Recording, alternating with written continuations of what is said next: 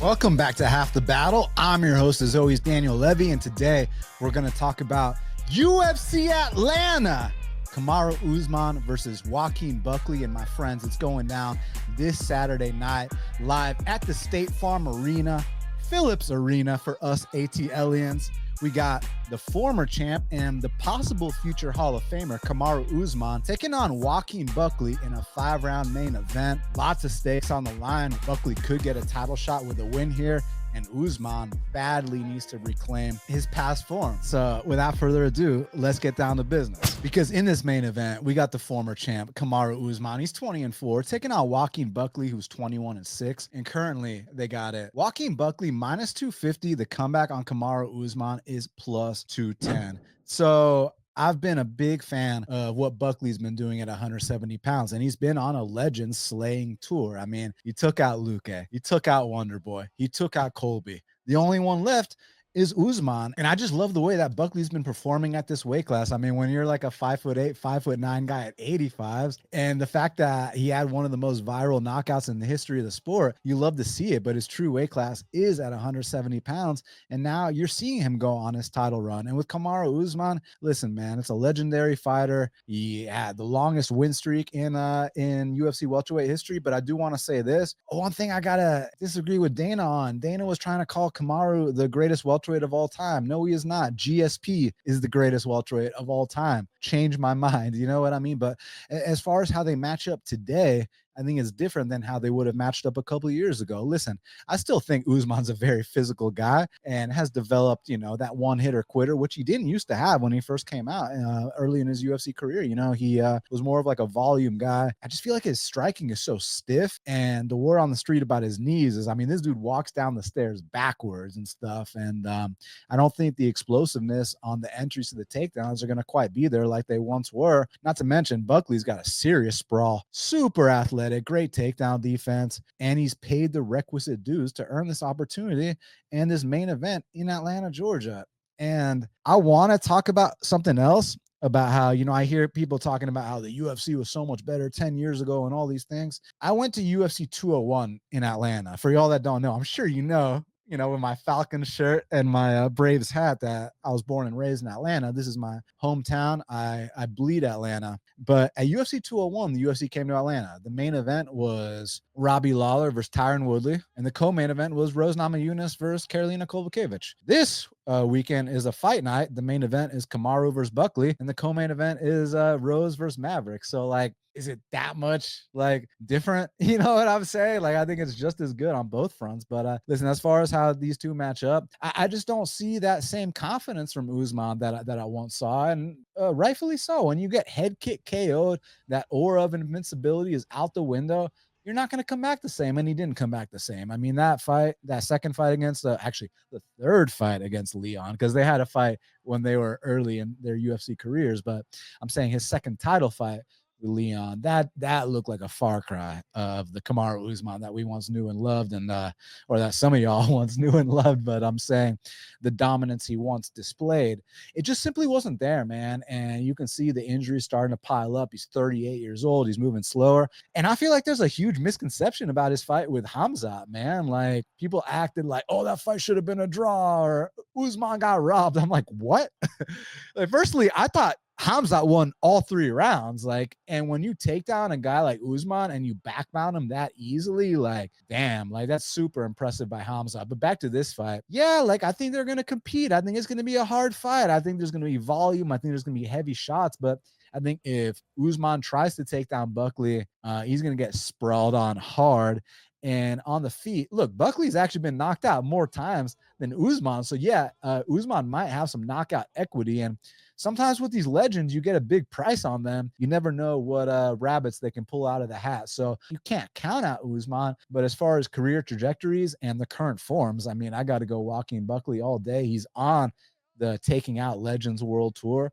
And I believe that continues Saturday night at the State Farm Arena, Phillips Arena in Atlanta, Georgia. And I think Joaquin Buckley makes a statement in the main event. Now, guys, just so you'll know, today is episode 599 of Half the Battle. Wednesday is episode 600.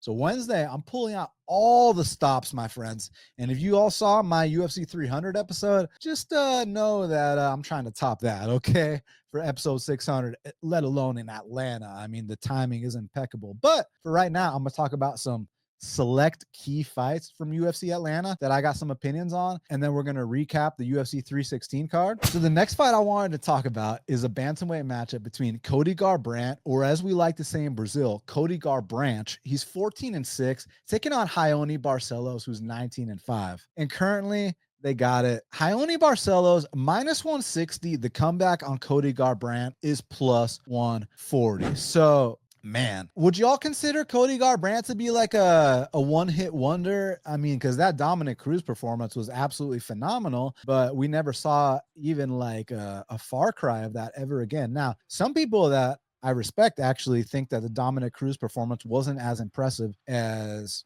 we initially thought. And here's why. When you look at the stats of that fight, right?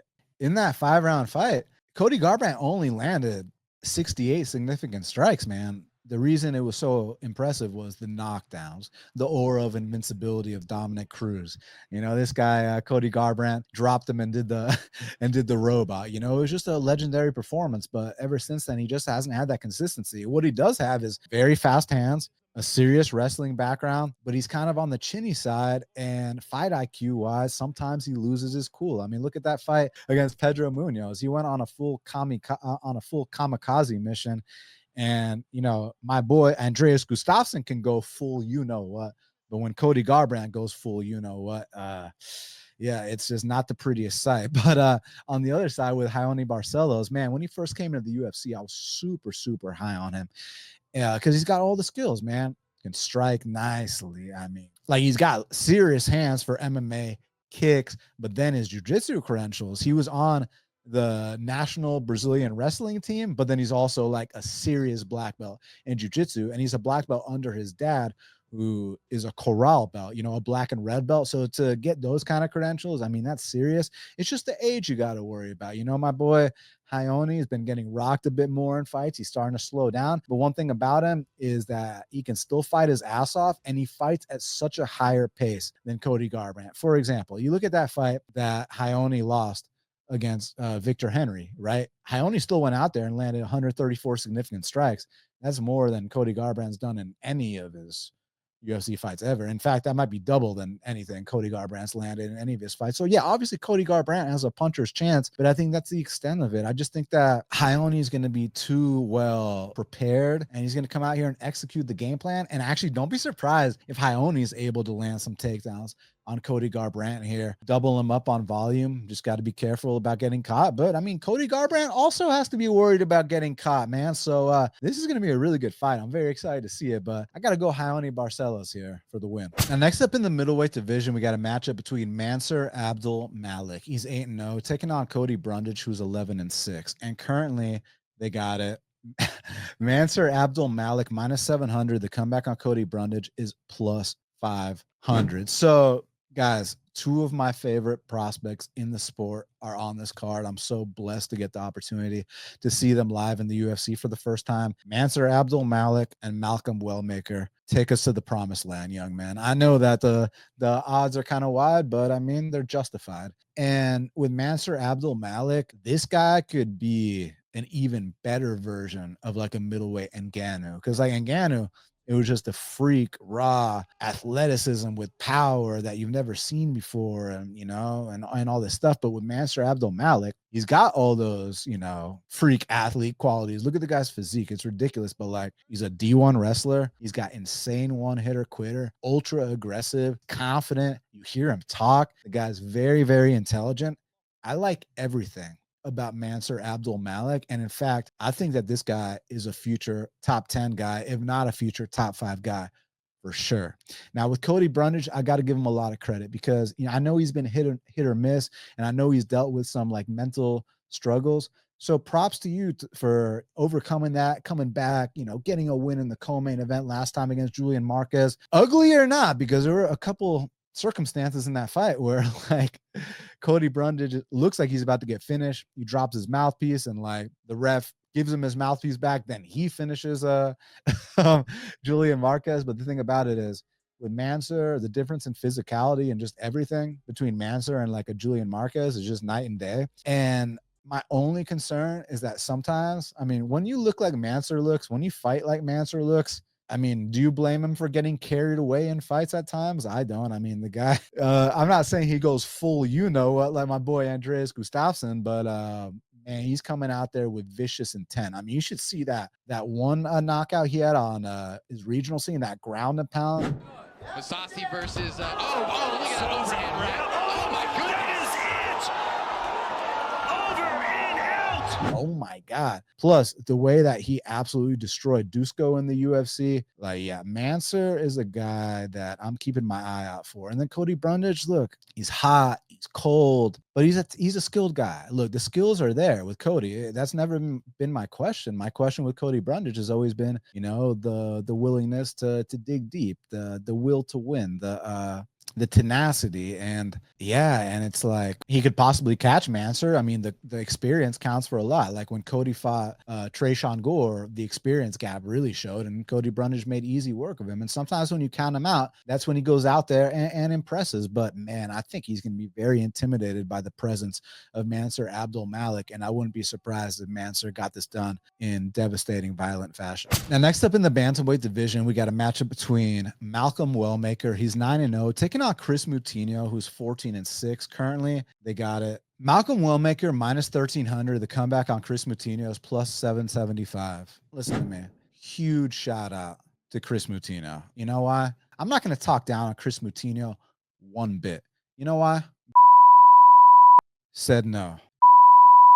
Went running. I heard got offered the fight. Undefeated prospect versus undefeated prospect. Nope. So then they hit up one of Merab's training partners, who's a stud too, but unfortunately like had like a recent knee surgery. So he wasn't able to accept the fight. That one I understand. But the other three, like, are you kidding me? So it was like, dude, like we got to get Malcolm on the Atlanta card. The card would not be complete without Malcolm there. I mean, guys, like you already know, I've been calling Malcolm's regional fights when I did commentary for the NFC. So I haven't seen Malcolm fight since his amateur days. So to see him fight in Atlanta in the UFC, thank you, Chris Moutinho, for letting Malcolm have that opportunity.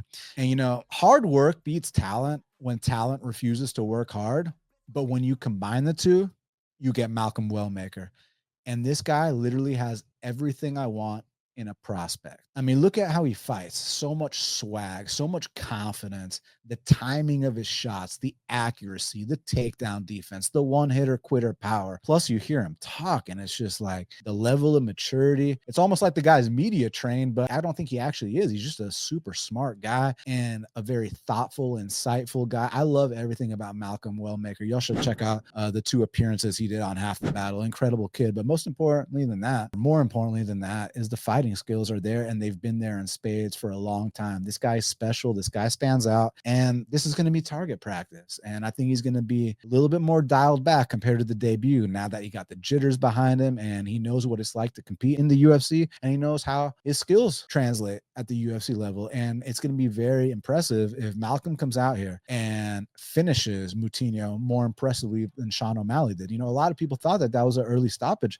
in the O'Malley-Moutinho fight, and that Moutinho should have been awarded the chance to go to the scorecards. If Malcolm Wellmaker comes out here and launches this guy worse than Sean O'Malley did, that's just going to up the stock even more. And you can bring up the Guido Canetti fight, how Guido stopped Chris Moutinho. But actually, if you watch that fight, Chris Moutinho was kind of cooking Guido Canetti. But what does that mean? Putting the pace on him, relentlessness, a little bit of output. That also means you have to eat the guy's hardest shots and show him, hey, no big deal, I'm still here.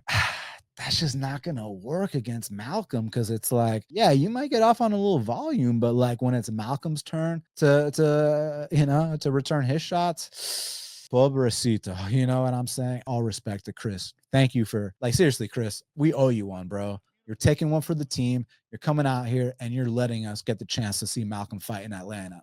So thank you very much for that.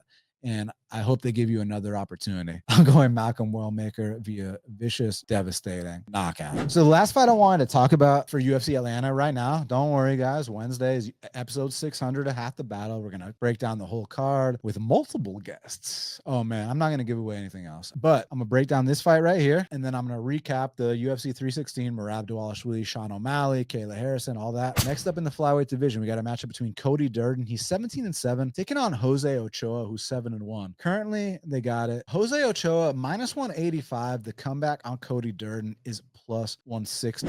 So obviously I like this fight a lot. Y'all know I'm very biased towards Cody Durden. You know, he's a friend of mine. I've been to his house. I've met his wife and kids. We talk all the time. Like, that's my guy. I love Cody Durden. But listen, he's taking on a young stud in Jose Ochoa, who's hungry, who's trying to come out here and make a statement, and isn't gonna try to make a boring fight. He's gonna try to come out here and take Cody Durden's head off. And you know, this kid Jose Ochoa comes from Shoot the Box, training with Charles Oliveira and all those guys, and I know he's motivated, but I also know there's a big experience gap. My only thing with Cody, and you know, I was debating if I should even bring this stuff up, but I always keep it a buck with the fans. I always tell you all my concerns.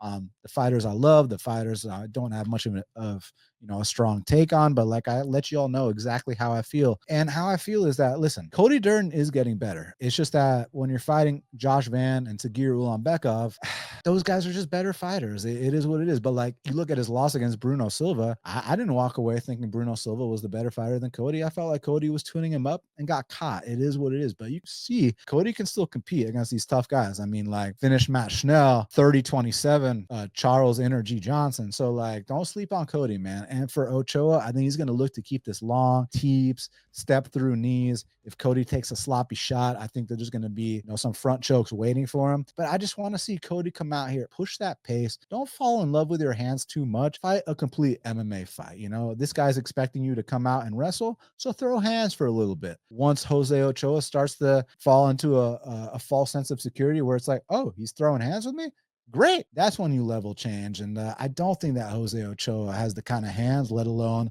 the strong lower body of a Josh Van. And yeah, it's just that, like I said, my boy Cody, he's 34 years old at flyweight. That's why we have to talk in these terms.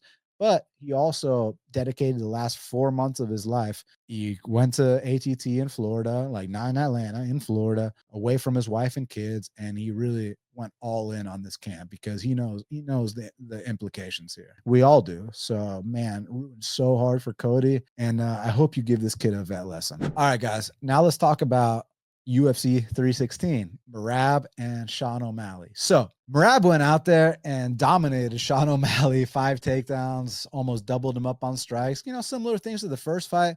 But I got to give O'Malley a little bit of credit on a couple things. Like, for example, O'Malley stuffed 7 takedowns, which was pretty impressive. The thing I didn't like, similar to their first fight, was I just didn't see that fast twitch from O'Malley anymore. I didn't see that. He just didn't look as athletic and explosive as he did in his prime. Not that this is in his prime or prior to like the surgery. Maybe, okay, so he didn't have a hip in the first Merab fight, but now he had the surgery. It's like he didn't look any better. And shout out to Merab on that choke. People keep calling it a north-south choke. Look, it was from a north-south position, but it was a ninja choke. Kind of like they fucked up the Kevin Holland fight, calling it a Darce. That shit was an anaconda. Man, I'm gonna have to make a video about the difference between a Darce and an anaconda. These are like some of my specialties in jiu-jitsu, and I'd love to make a video to explain the difference for people. But that being said, Sean O'Malley, so Magic MMA Bets on Twitter, he made a prediction a while back saying that he doesn't think O'Malley is gonna ever win a UFC fight again. Interesting. I wouldn't be surprised, but I also wouldn't be surprised if he went back to the drawing board. But it's like, does he need to do that? Do you even need to fight anymore? Like, you've accomplished everything there is to accomplish. You won the belt, you defended the belt, you got more money than you can imagine. Like, what else is there to do, man? Like, you're gonna come out here and compete with some of these young hungry killers? I mean, I guess you've been fighting hungry killers this whole time, but I'm just saying the confidence has to diminish badly knowing that you're not going to be the champ ever again. But for Merab, yeah, do the Corey Sandhagen fight, just because Corey Sandhagen's the only guy that hasn't gotten a title shot yet. And it's unfortunate they didn't let him face off in the octagon, but it is what it is. Props to Merab. And Merab, man, his hands got a lot better, but it's more so got that like Habib-esque ability to, like, when he decides to turn up, he turns up. You know what I'm saying? And I love to see it. So Kayla Harrison just schooled Julianna Pena. And like I told you on the show, I respect Julianna Pena, two-time UFC champ. I just don't think that she's the best fighter in her division, skills-wise. And that proved to be true. And Kayla Harrison, 2 takedowns in the fight and the fight was over shortly after. Disgusting Kimura didn't even step over the head. I was like, damn, the force of that. And to get a quick tap from Julianna Pena, that means that she was about to take her shoulder home with her if she didn't, you know? So now it's Kayla versus Amanda, and for Juliana, I'm actually going to pull up the rankings because I want to see if there's any prospects I'm high on in that division that I think could take out Juliana. So let me see what I got here. So we're looking at women's bantamweight. So I'd love to see my girl Norma Dumont take out Juliana Pena. You know, I'd be a huge fan of that. Yeah, let's go Norma Dumont versus Juliana Pena. I think that's the fight to make. And as far as Kayla, like I said, Amanda's next. So Joe Pyfer and Kelvin Gastelum, it wasn't the most exciting fight. I think that Joe Pyfer was only looking for the power shots, got big knockdowns in the first round, and then I think he just kind of coasted after that, played it safe, and he got the win. So we'll see what they do next with him. If my boy Mansur Abdul Malik does what I think he's gonna do to Cody Brundage in Atlanta, let's see Joe Pyfer versus Mansur Abdul Malik next. And then for Kelvin Gastelum, listen, man, just keep testing the next up and coming prospect. Who's the next up and coming prospect at middleweight? Let's take a look. So wow, is Kelvin even ranked anymore? Damn, Kelvin ain't even ranked anymore, my guys. But at the same time, some of these guys holding up ranking spots like Marvin Vittori, like Paulo Costa, like, come on, bro. These guys are not top 15 guys. So as far as Kelvin, what I expect to happen is he's going to talk about how he wants to go back to 70s, and then he's going to eat tacos, go back to 85. So yeah, I'm not sure. Have there been any canceled fights with Kelvin that maybe could be worth revisiting? So yeah, there's lots of ways to go with Kelvin, but to me, it's all about testing these new up and coming prospects because Kelvin was once the young guy, and last night he was the older guy. You know, you don't have to see that. So yeah, let's see what they do next with him. Mario Bautista fraud checked Patchy Mix. Now, a lot of people love to throw the term around fraud check, but they use it wrong. This was a fraud check. Why? Because Patchy Mix, people were calling this guy the best bantamweight on the planet, the uncrowned champ, all these things, like completely disrespecting Mario Bautista, you know, for a fight he won against Aldo. I get it was a boring fight, but like all his fights prior to that weren't boring fights, and he's on a big win streak. So, you know, Mario Bautista is a guy that flies under the radar. But the reason Patchy rubbed so many people wrong was to call yourself the best bantamweight on planet Earth, where, you know, I saw my boy Liam, shout out Liam. I love Liam. And I would say this to Liam's face. He knows that. But Liam was talking about, you know, oh, but guys, like, Patchy had, like, you know, he's coming off a year layoff. It's UFC debut, all these things. Like, you can't judge a guy based off one performance, was Liam's point. I agree, Liam, you can't. But what about the Magomedov fight that he clearly lost the fight prior? So as far as I'm concerned, Patchy Mix is on a 2-fight skid, and that's not the first time. Second time he's looked like that. I mean, y'all saw that Juan Archuleta fight, like, yeah. And man, some of those reactions that Patchy had standing yesterday on Saturday, dude, he's lucky Mario Bautista is not known for that one hitter quitter, because you have reactions like that, you're that stiff against Malcolm Wellmaker, you know. Yeah. I don't want to say anything mean, but I'm just saying, like, Patchy Mix, you know, people are saying he's the best bantamweight on the world. I was never saying that. I don't even think he's a top 15 guy. You know what I'm saying? So, yeah, back to the drawing board. I honestly wouldn't mind seeing him just go back to PFL. Like, because, like, I wouldn't be this harsh and this mean if this guy wasn't saying shit like Mario Bautista is a journeyman. I can tap out Mario Bautista and his whole crew. Like, I'm all about trash talk, but there's certain lines, right? When you disrespect a guy who's paid the amount of dues that Mario Bautista has and is on that 7-8 fight win streak and came from the bottom and just grinded his way up, and he's number 10 in the world, and you're calling that guy a journeyman, furthermore talking about how you can tap out his whole team.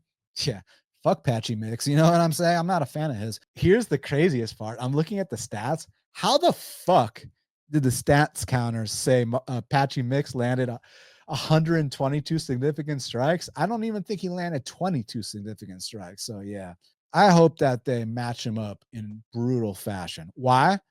Because he said he's the number one guy in the world. He was talking about how he would come into the UFC and give all these real guys like fits, like how he could dangle off all their necks. And he said he'd whoop Mario Batista's whole team. Yeah, I'm not a patchy guy. And I'll give you a bold take. Y'all saw how stiff Patchy looked standing yesterday and in the fight prior against Magomedov. I think Malcolm Wellmaker would starch Patchy Mix in the first round viciously. So I can't wait for Malcolm to make that climb, and they're going to meet at an incredible time, and we're going to laugh all the way to the bank, my friends. So Kevin Holland and Vicente Luque, man. So shout out UFC Stats. They got it right. They wrote it was an anaconda choke, which is what it was. But on the broadcast, my boy GC called it a Darce. Kevin himself called it a Darce. Guys, I'm going to have to do a video on the difference between a Darce and an anaconda. Like I said before, if the entry point is at the head and you connect at the arm, that is an anaconda choke. If the entry point is through the arm and you connect the choke at the head, at the neck, that is a Darce choke. What Kevin Holland did was an anaconda choke. So yeah, I got to make a video for y'all on that. Now, he was talking like more shit than ever. He was talking to him the whole time. And you know what's something else funny? It's Kevin Holland that got the takedown in the fight against Luque. And yeah, just finished it shortly after with a front choke, which Luque is known for. Yeah, like I said, Luque has not been the same guy since the brain bleed against Jeff Neal. I mean, how could you expect him to be? But I still think he can, compete against non-ranked guys. I mean, you saw how he handled Temba Garimbo, right? So I still think he can compete, just not at the top 15. And Kevin Holland, just stay at 170 pounds. I hope you get that Colby Covington fight or like a Gilbert Burns fight, something like that. Just because these guys are holding ranking spots hostage. So out with the old, in with the new.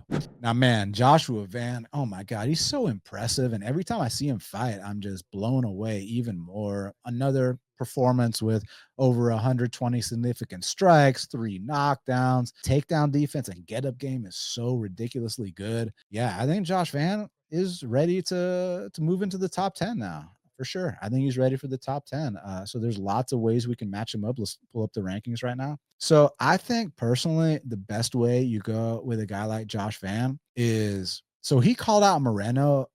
I want to see like 1 or 2 more before we talk in those terms. Tell me Josh Van wouldn't do bad things to Steve Erceg. Tell me Josh Van wouldn't do really bad things to Asu Almabayev. Tell me Josh Van wouldn't beat the ever-loving shit out of Amir Albazi. And the reason I'm talking like that is Amir Albazi is number 3 in the world, guys. Tell me Josh Van wouldn't destroy Alex Perez, number 7 in the world. And I already mentioned 8 and 9, Almabayev and Erceg. Like, bro, Josh Van's a top 5 guy right now. Like, if number 3 is Amir Albazi, Josh Van is a top 5 guy right now.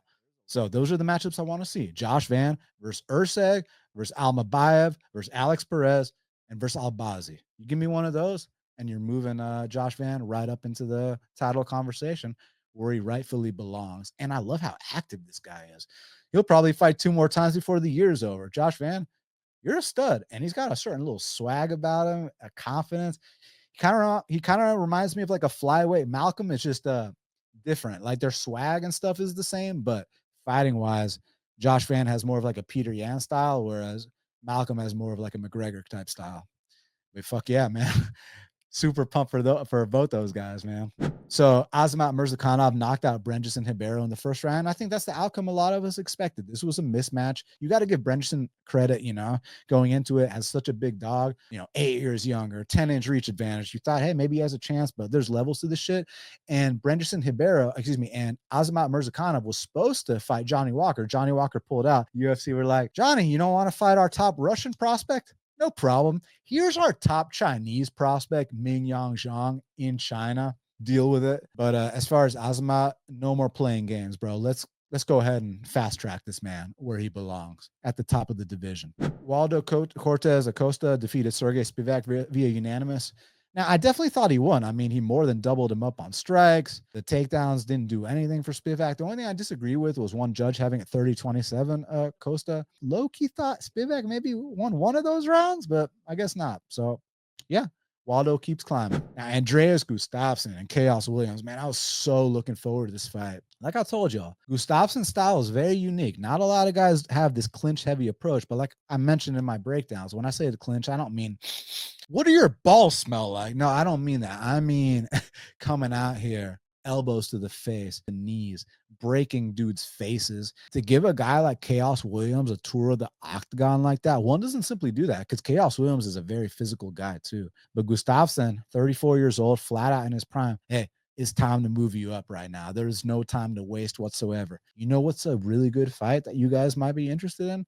How about Andreas Gustafsson versus Rinat Fakhretdinov? Yo, tell me that just stylistically speaking, tell me that's not the fight to make. Renat's always fighting at these close margins. People feel like he loses some of these fights, but he's still a tough competitor. And Gustafsson just brings a different style, and it's going to be just that head-on collision. And I'm curious if Gustafsson's pace can make someone like Rinat wilt down the stretch. So yeah, that's the fight I want to see next. Wong Kong schooled Ariane De Silva. I mean, oh my God, 143 significant strikes, a knockdown. Ariane shouldn't have been fighting. Things came out about a benign tumor. I don't give a fuck if it's benign. Actually, I do give a fuck, because I prefer it for it to be benign than the opposite of that. But I'm just saying, anytime you're dealing with struggles like that, and like you missed by 6 pounds, yeah, she shouldn't have been fighting, and Wong Kong treated her accordingly. So they've been giving Wong Kong Brazilian after Brazilian after Brazilian. So let me pull up these rankings real quick. Let me see who's the next Brazilian up for Wong Kong. So for flyweight, let's see. Hey, I got one for y'all. You ready for this? I said, are you ready for this? Wong Kong versus Jessica Andrade.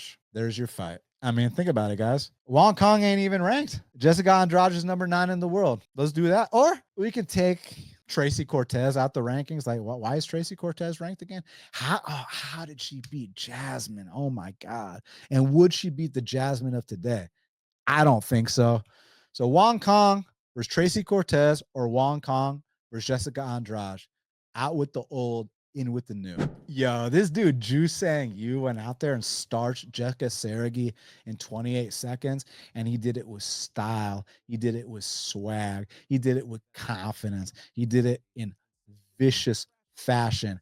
Face plant. Man, I know it's recency bias, but what do y'all think? Did he give my boy Malcolm a run for his money for best knockout of the year so far? Which knockout was better? The Ju Sang Yu one against Jekka, or the Malcolm one against Cameron Simon? Y'all let me know. But that being said, Ju Sang Yu, I'm keeping my eye on Ju Sang Yu, man. Let's see Ju Sang Yu versus Weston Wilson next. Hey, you both finished Jekka Sergi in the first round. Ju Sang Yu, let's see what kind of violence you can inflict upon Weston Wilson. That's the fight to make. Quinlan Salkeld schooled Yanal Ashmouz, 8 takedowns, almost doubled him up on strikes. This guy's a problem, man, with that length and that tenacity. Just keep bringing him up slow. Oh, I got a matchup for y'all. I got the fight for y'all. How about this? Quinlan Salkeld versus Balaji Oki. Either that or Quinlan Salkeld versus Markel Medeiros. Y'all tell me which one y'all want to see, because I think those are the fights to make. And shout out to Markel Medeiros for having food poisoning last week, and then you come out here a week later, make championship weight, and have the best performance of your UFC career.